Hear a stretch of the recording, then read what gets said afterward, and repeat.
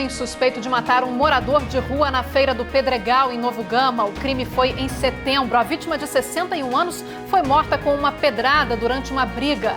Policiais militares são acusados de agressão. O motivo da confusão em Valparaíso foi um som alto durante a noite.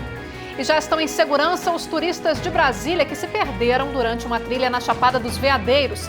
Eles ficaram 2 dias perdidos. A nossa equipe acompanhou o resgate. E o que leva uma criança a se envolver no mundo do crime? A gente conversou com uma psicóloga que explica a importância da relação familiar nos primeiros anos de vida. Aumentam acidentes envolvendo motos nas rodovias aqui da região. E começa a Semana de Ciência e Tecnologia do IFG. Essas e outras notícias aqui do entorno do Distrito Federal você acompanha agora no Jornal Anhanguera, primeira edição.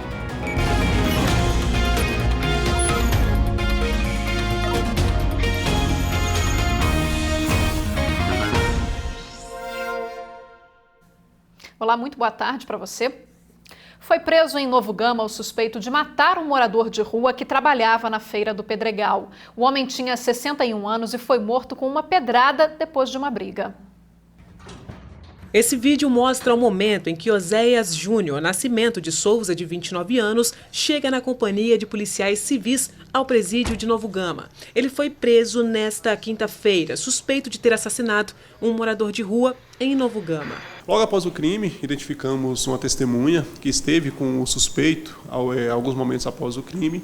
E essa testemunha, ao ser ouvida, relatou que esteve consumindo bebida alcoólica com o Oséias e que depois de algumas horas ali bebendo, dançando no bar, o Oséias acabou confessando que momentos antes acabara de matar uma pessoa na Feira do Pedregal. O crime aconteceu em setembro deste ano. A vítima é Wilson Rodrigues de Castro, de 61 anos. O Wilson trabalhava como montador de barracas em feiras. Para a gente entender melhor esse caso, o crime ocorreu aqui, na Feira do Pedregal. Segundo a Polícia Civil, Oséias e Wilson acabaram discutindo e foi depois dessa briga que Oséias matou Wilson, batendo com uma pedra na cabeça dele. Ainda de acordo com a polícia, depois de ter cometido o crime, Oséias foi para um bar beber com amigos. O corpo de Wilson foi encontrado horas depois, próximo à feira. Ao ser preso, Oséias não esboçou reação. E ao ser interrogado, ele confessou que teria agredido a vítima, embora tenha negado que tivesse a intenção de matá-la.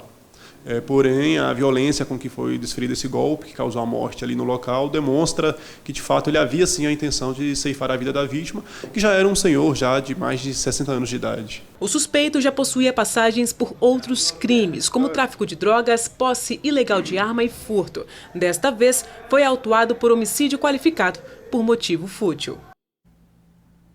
E em Valparaíso, uma confusão por causa de um som alto foi parar na delegacia. Moradores dizem que foram agredidos por policiais. O policial tenta abrir o portão.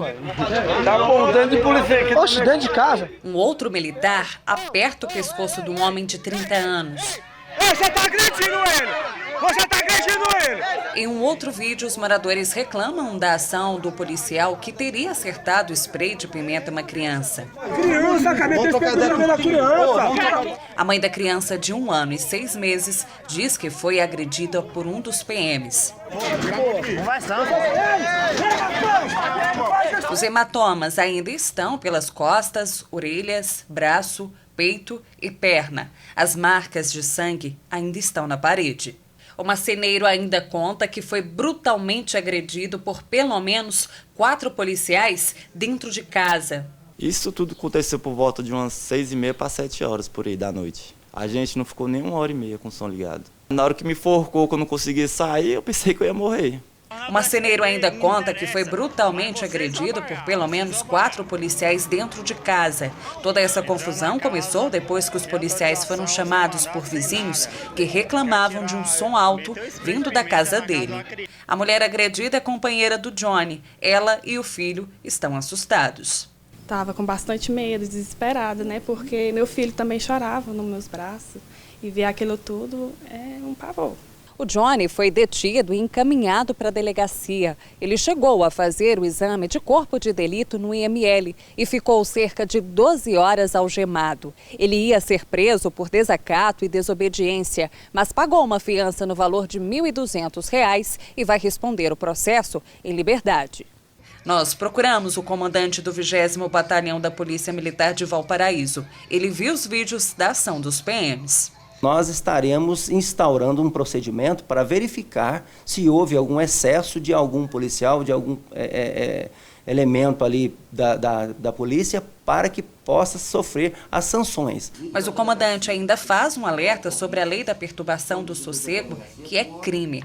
A pessoa que comete esse tipo de infração pode pagar multa no valor de R$ 127, além de ser notificado pela PM. No caso de som automotivo, o motorista leva 5 pontos na carteira e os equipamentos são retidos. Se for dentro da casa, é também retirado o equipamento e conduzido à delegacia para o registro do termo circunstanciado de ocorrência. E estão bem os 5 turistas de Brasília que passaram 2 dias perdidos na Chapada dos Veadeiros. Eles saíram na sexta-feira e deveriam ter retornado no domingo, mas acabaram saindo da trilha. Ontem, bombeiros conseguiram localizar e resgatar o grupo. O grupo foi resgatado com a ajuda do helicóptero do Corpo de Bombeiros. Foi através de um sinal de fumaça que as vítimas fizeram no meio da mata que os bombeiros chegaram até o local. O tripulante operacional do Corpo de Bombeiros desceu de rapel até as vítimas e foi montado um percurso, uma trilha para eles conseguirem acessar a aeronave, que é o local onde eles estavam, não era possível a aeronave pousar naquele local. Eles estavam numa serra que fica em cima da Cachoeira do Dragão. A Cachoeira do Dragão é um dos únicos atrativos da Chapada dos Veadeiros em que a contratação de um guia turístico é obrigatória. Isso porque o local é privado, de difícil acesso e são necessários equipamentos de segurança, como colete salva-vidas e capacete. O grupo fez a travessia sem a ajuda de um profissional e acabou se perdendo. O motivo pelo qual eles demoraram foi porque eles ficaram com medo do fogo e da chuva. Então eles resolveram desviar um pouco da trilha, dormiram no platô, lá em cima da serra, naquela região lá. Os bombeiros começaram as buscas na tarde de segunda-feira. Além de bombeiros, especialistas em operações de salvamento, a ação contou com a ajuda de cães, helicóptero, guias locais e donos de pousadas que conhecem bem a região. Nós tínhamos comida, né?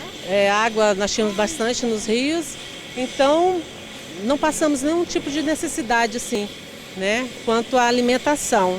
Os 3 homens e as 2 mulheres saíram na sexta-feira para fazer uma trilha de 50 quilômetros, que foi aberta recentemente e não está registrada nos guias turísticos do parque. É importante contratar um guia justamente pela experiência da gente estar aqui na Chapada, de conhecer, de morar aqui, de ser nativo da região, né? De já ter muita experiência com as trilhas, de saber caminhar no cerrado. O grupo deveria ter chegado ao ponto de encontro no domingo. Agora é voltar para casa e abraçar a família. Com certeza, com certeza. Que bom que terminou tudo bem. E a gente segue falando agora do caso do menino de 11 anos, lá de Águas Lindas, que tem um histórico na polícia. O que chama a atenção é exatamente a idade dessa criança. A Nayara Santos conversou com uma psicóloga sobre a importância da relação da criança com a família nos primeiros anos de vida, o que é fundamental no desenvolvimento da personalidade. Essa criança tem só 11 anos, mas 6 registros de furtos, roubos e ameaças em Águas Lindas só este ano. No último domingo, o menino foi pego em um carro roubado no município. Já nesse vídeo é possível ver ele levando essa moto que, segundo a polícia, pertence a outra pessoa. O menino já foi internado em um abrigo em Taguatinga, no Distrito Federal, mas fugiu. Agora o Conselho Tutelar entrou com um pedido de internação compulsória em uma clínica de reabilitação por ele ser usuário de drogas. O caso segue em segredo de justiça. Sim, é assim que é comunicado o Ministério Público, né, e por sua vez o Juizado da Infância e Juventude, o que acontece? Eles passam a ser responsáveis pelas medidas, então, que devem ser tomadas em relação conforme a nossa legislação, né? O ECA preconiza que, então, seja feito um acompanhamento, que esse adolescente seja internado para tratamento tanto psicológico como também, aí, no caso de dependência, né, um tratamento médico, para que ela, então, possa sair desse círculo que ela está vivendo. E aí entra a questão, se a família não tem condições, né, de dar um ambiente adequado para que essa criança, então, possa se recuperar, ela pode até ser colocada num lar substituto, né, ou então numa internação compulsória, para que ela possa, então, ter uma perspectiva de melhora. Segundo o Conselho Tutelar, o menino foi vítima de abuso sexual há 2 anos por 2 adolescentes de 14 anos. A mãe dele mora em Taguatinga e sabe da situação do filho, mas não consegue fazer nada. Ela também é usuária de drogas. Essa psicóloga explica que a relação da criança com a família nos primeiros anos de vida é fundamental para o desenvolvimento da personalidade do indivíduo. Nesses primeiros anos de vida, né, principalmente até os 7 anos da criança, é quando ela vem estabelecendo ali os conceitos. No nascimento é quando ela tem o primeiro contato com a família, com os pais, as relações de confiança, de amor, de afeto. Então, quando a criança ela nasce e ela não tem esse contato, né, se esse contato é bloqueado de alguma maneira, ou por pais ausentes, ou por uma desorganização dessa família, isso vai comprometer todo o processo de desenvolvimento dessa criança, né? Então, quando eu falo de desorganização, eu falo no sentido de não achar pais acolhedores, pais disponíveis, um ambiente organizado. O que seria um ambiente organizado? Longe, né, do uso de drogas, longe de qualquer tipo de droga, tanto lícitas quanto ilícitas, porque esse uso de drogas é o que vai fazer com que a criança tenha isso como modelo, né? Então, se ela cresce nesse ambiente vendo os irmãos usando, os pais usando, obviamente ela vai constituir isso como modelo, como um padrão de comportamento que para ela é natural, e ela vai continuar usando isso, ela vai continuar fazendo, porque para ela aquilo está correto, foi o modelo, né? Foi o que ela realmente aprendeu por toda uma vida. A psicóloga Camila Picirilli explicou ainda que essa desorganização no ambiente familiar pode ser revertida, mas que para isso é necessário o empenho de todos. A gente fala muito dos traumas transgeracionais, né? E os comportamentos transgeracionais, porque quando a gente observa nessa desorganização familiar, é uma desorganização que vem vindo. Eu falo que é o bisavô que passa para o vô, que vai vindo nas gerações. Então, provavelmente, se a gente for observar uma mãe que já tem um comportamento do uso de drogas, como é que foi a relação dela com a família também? Né? Então, já vem de um ambiente, né, totalmente desorganizado, e passaram para os filhos esse ambiente também, né? Então essa criança, ela é simplesmente um reflexo dessa criação, desse ambiente aí, né? E aí vem passando para os filhos, provavelmente vão passar para os filhos. E a gente precisa quebrar esse ciclo, né? Como que a gente quebra esse ciclo? Organizando essa família, levando essa família para um tratamento psiquiátrico, para um tratamento psicológico, né? Avaliar os transtornos mentais, como que se tem algum transtorno mental aí. A dependência química, porque a dependência química é um transtorno, né? E a gente precisa observar também que o uso constante da droga, ela também afeta o cérebro. Então ele pode ter aí um transtorno mental também em decorrência desse uso contínuo de drogas, né? E a gente lembra ainda que o menino tem apenas 11 anos, ele ainda não responde pelos atos cometidos como os adolescentes. A delegada Dilamar Castro explicou também o que muda quando ele completar 12 anos. A legislação diz que, a partir dos 12 anos, ele passa a ser responsabilizado pelos atos infracionais que vier a praticar, que não é ainda a punição penal, não é ainda a punição como de crime, e sim como ato infracional. Então, ele aí poderá aí ser sancionado, de acordo com o ECA, por uma internação numa instituição que visa, então, a correção desse adolescente. E agora mais um caso absurdo de violência contra a mulher. Na cidade de Goiás, uma jovem de 24 anos foi encontrada desacordada numa estrada e com o rosto deformado. A vítima denuncia que foi espancada pelo primo do ex-marido porque ela queria o filho de volta. A criança foi levada pelo pai há 7 meses. A cena assustou moradores que passavam pela zona rural da cidade de Goiás. Tá de moto não, né?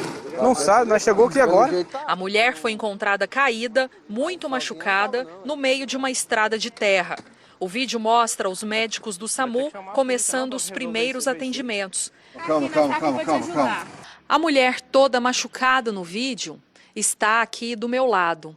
É a Larissa, uma jovem que tem apenas 24 anos, que não mora mais na cidade de Goiás, porque ela ainda teme pela própria vida, porque o agressor ainda não foi preso. Larissa, mas por que você topou nos receber aqui na sua casa e contar um pouco da sua história? Porque, assim, eu tô indignada, né? Já tem praticamente uns 2 meses, quase 3 meses já, até agora o processo tá parado. A Larissa conta que quem tentou matá-la foi o primo do ex-marido. Segundo a Larissa, ele sabia que ela ia denunciar a ex-sogra e o ex-marido por terem desaparecido com o filho dela, um bebê de apenas 9 meses. No dia da agressão, o suspeito convenceu Larissa a sair com ele para visitar a criança, que não vê há 7 meses. Ele me deu muita pedrada aqui, ó. Aqui a cicatriz, aqui, isso aqui foi fundo, ficou no osso.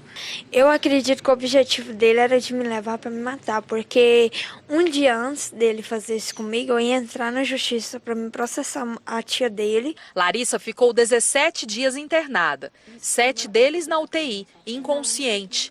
Envergonhada porque perdeu os dentes, ela passa a maior parte do tempo com a mão na frente da boca. Agora, o que mais quer é ter o filho de volta e também uma cirurgia para voltar a ser como era antes. A hora que eu olhei no espelho, meu Deus, eu chorei. Eu falei, meu Deus do céu, o que é isso, mãe, que fizeram com o meu rosto? A minha história é um milagre, né? Sim, se não fosse Deus na minha vida, se não fosse Deus por mim, eu não estaria viva hoje, entendeu? A polícia preferiu não gravar entrevista, disse que a investigação do caso foi concluída. O agressor, Clésio Omar Clemente da Costa, foi denunciado por tentativa de homicídio qualificado. O pedido de prisão dele foi negado. Na decisão, segundo a polícia, a justiça diz que o suspeito tem bons antecedentes e endereço fixo. Além disso, ainda segundo a polícia, a justiça negou o pedido de prisão do suspeito baseada na nova lei de abuso de autoridade. A lei criminaliza o juiz que manda prender alguém fora do que é considerado legal. Nós perguntamos para o Tribunal de Justiça o que é considerado legal neste caso para que a prisão do agressor fosse decretada. O Tribunal de Justiça informou que não comenta decisões. Nós não conseguimos contato com Clésio Omar. Por telefone, nós falamos com parentes do suspeito e eles não quiseram comentar o caso. O Conselho Tutelar da cidade de Goiás, onde está o filho da Larissa, diz que está analisando o caso sob a guarda da criança. Agora uma notícia muito triste aqui para nós da TV Anhanguera, do grupo Jaime Câmara. Um colega de trabalho de Goiânia morreu em um acidente dentro de casa. João Batista foi atropelado na garagem. João Batista Braz, de 52 anos, tinha acabado de voltar do velório do padrasto. Segundo a Polícia Civil, ele estava sozinho e tinha aberto o portão de casa para guardar o carro. A Delegacia de Trânsito disse que o João tinha acabado de colocar o carro na garagem. Ele saiu do carro e deixou a porta aberta. Por causa da rampa, o veículo acabou descendo e pressionou o João contra a parede. O impacto foi muito forte e a vítima não resistiu. João era funcionário do grupo Jaime Câmara desde 2009. Ele trabalhava como operador na torre de transmissão da TV Anhanguera, no Morro do Mendanha. Mas a primeira passagem pela empresa foi em 1987. João deixa a esposa e 3 filhos. Cara trabalhador, e nisso eu vou inspirar nele. Sempre começou a trabalhar novo. Teve essa situação de ter que ir pro velório do padrasto da gente. Ele virou para mim e falou que ele ia abrir a externa do jornal primeiro, depois ele ia pro último dia que ele atuou.